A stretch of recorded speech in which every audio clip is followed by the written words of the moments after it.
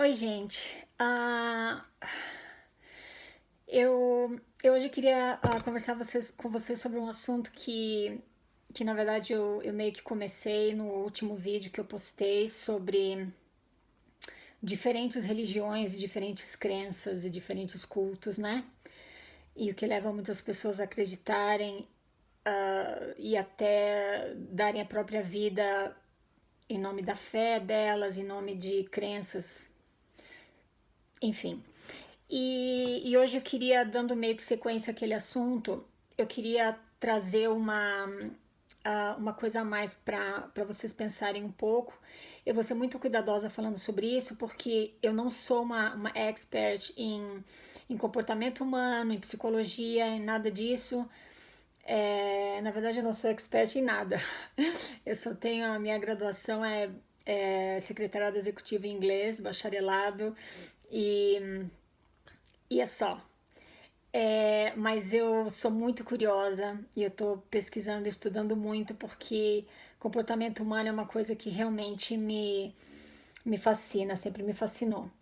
Então, eu queria apresentar para vocês, tá na descrição do meu vídeo, um, esse conselheiro. Na verdade, ele é especialista em desprogramar o cérebro de pessoas que fizeram parte de cultos e seitas por muitos anos.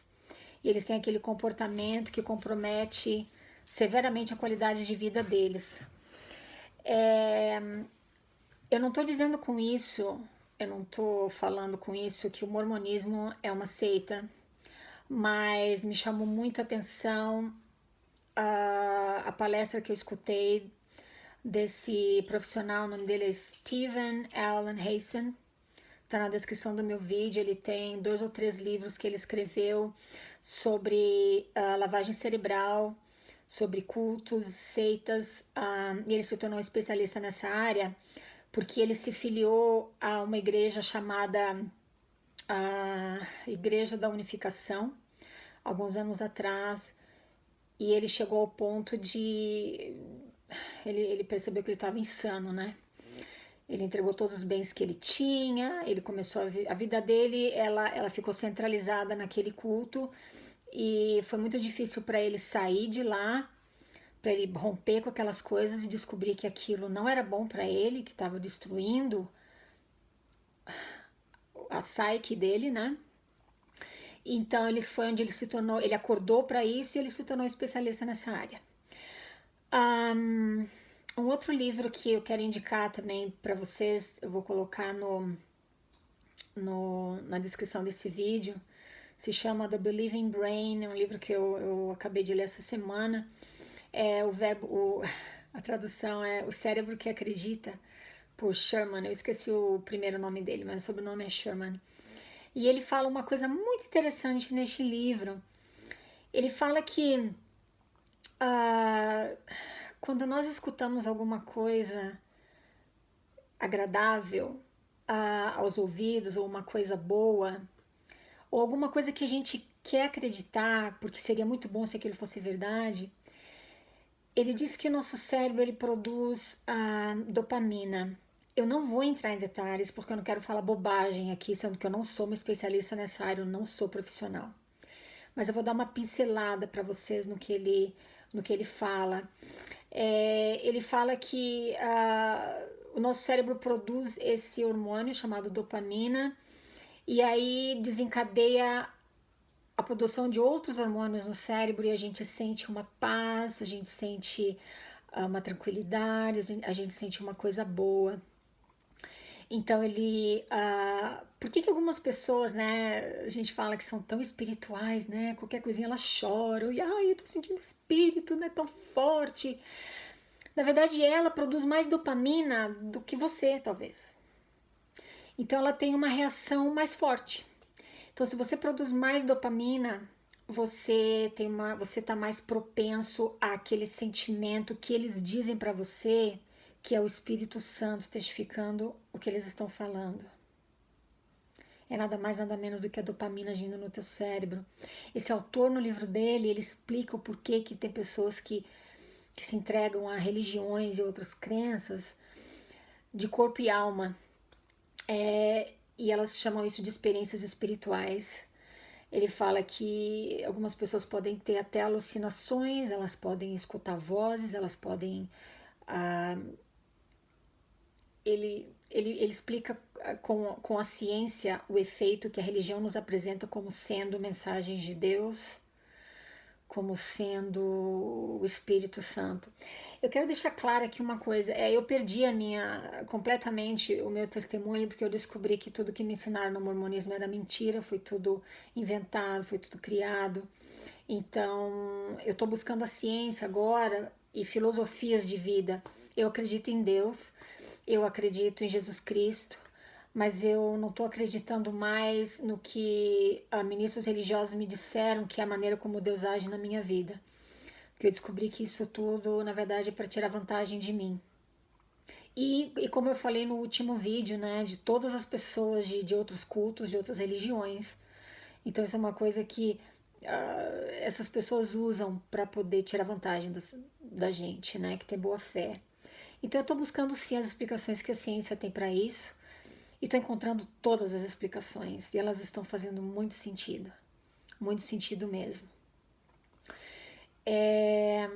Então se você vai numa igreja e você acha que você não está sentindo espírito como você deveria, na verdade é porque seu cérebro não está produzindo dopamina suficiente. Não te preocupa, não tem nada errado com você.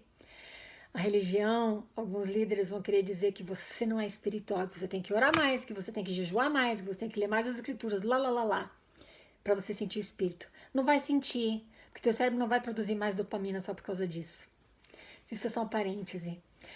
Voltando a aquele especialista em desprogramar o cérebro de pessoas que estiveram sujeitas a cultos e seitas por muitos anos, Haysen, ele fala nessa palestra que eu escutei, gente, de novo, eu só vou falar o que ele falou, eu não sou especialista no assunto. Se você quiser estudar mais a fundo, você pode dar uma olhada nos livros dele. Eu tenho certeza que vai ter outros livros em português de autores tão confiáveis quanto ele, que também vão falar sobre esse assunto, se você quiser estudar. Mas ele fala de características de seitas. Entre essas características, bom, vamos deixar claro que ele estudou, né?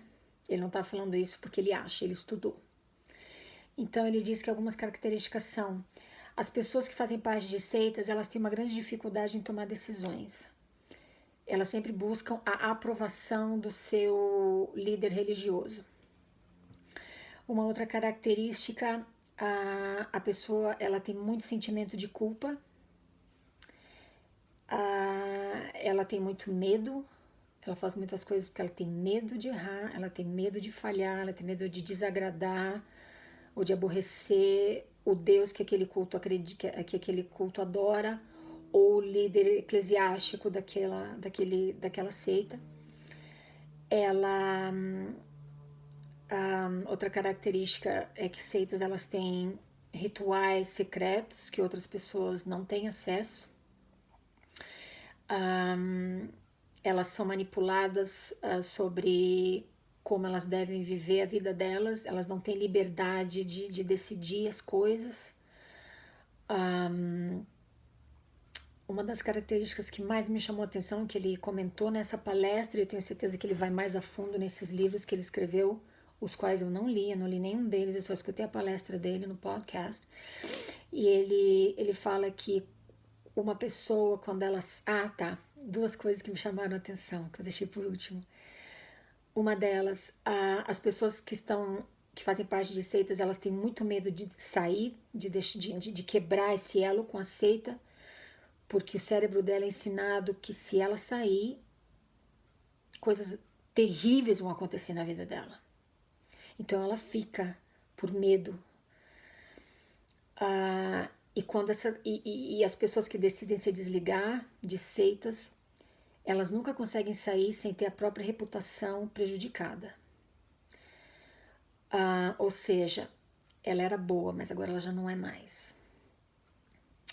Ela era forte, mas agora ela já é fraca. Ela era valente, mas agora ela já é medrosa. Ela falhou. Eu só estou julgando para vocês essas características de seitas que esse autor colocou e coloca, porque vou ser bem sincera com vocês, eu não posso afirmar que o mormonismo é seita, mas eu achei muita coincidência ele ter tantas características de uma seita. Esse autor, ele faz uma comparação, uma analogia meio infantil, mas que faz sentido. Ele fala assim, você não tem certeza se a igreja que você frequenta é uma seita ou uma religião? Você precisa prestar atenção nas características e você tem que entender uma coisa. Se o animal tem pena, se ele gosta de nadar, se ele faz quá-quá, ele parece um pato? Ele é um pato. É um pato. Então, eu não fiquei muito chocada, porque eu já tinha escutado comentários assim no passado. Claro que eu sempre descartei, claro que eu sempre não me dei o luxo de pensar, mas agora, escutando de um profissional, a bandeira vermelha foi mais alto, né? Eu ia fazer um comentário, esqueci. Mas ele fala mais, ele vai mais a fundo sobre características, e ele fala pra gente abrir o olho, né? Então é isso, eu queria deixar essa dica para quem quiser pesquisar, eu acho que vale a pena. Eu queria falar mais, mas eu não quero ser mal interpretada e soar como sendo uma expert na área, coisa que eu realmente não sou. Mas vale a pena pesquisar, vale a pena abrir o olho e saber se o que você está fazendo realmente está te levando na direção que você acha que está te levando. Ou se está só te cegando e tirando vantagem da tua boa fé. Obrigada por me escutar e eu espero que esse vídeo tenha ajudado mais algumas pessoas lá fora que podem estar vendo algumas bandeiras vermelhas no caminho que elas estão seguindo. Vale a pena reavaliar. Uma última característica que eu lembrei agora que ele menciona é que seitas, elas não incentivam a pesquisar, a ler, a se instruir. Eles mantêm as pessoas presas às literaturas que interessam a eles, que as pessoas leiam. São muitas coincidências, né? Se parece um pato, provavelmente é um pato. Isso sou eu falando, isso foi o que o profissional falou, e vale a pena a gente não abrir mão da capacidade que a gente tem de pensar, avaliar, criticar e chegar às próprias conclusões sem concluir, interpretar da maneira como aquela pessoa está dizendo que a gente deve interpretar. Não interprete do jeito que eu estou dizendo, não. Vai, busca, estuda, pesquisa e você vai encontrar suas próprias respostas. Obrigada por me escutar. Feliz Páscoa e até a próxima. Tchau, tchau.